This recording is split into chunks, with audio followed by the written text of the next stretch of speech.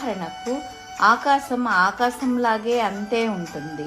ఆకాశాన్ని మా మేడంతా ఉంటుంది, మా ఊరంతా ఉంటుందని చెప్పలేం కదండి. అదే అజ్ఞానం అవుతుంది అలా చెప్తే. ఆకాశానికి సాటి ఆకాశమే, సముద్రానికి సాటి సముద్రమే. పిల్ల కాలువతో పోల్చలేము కదండి.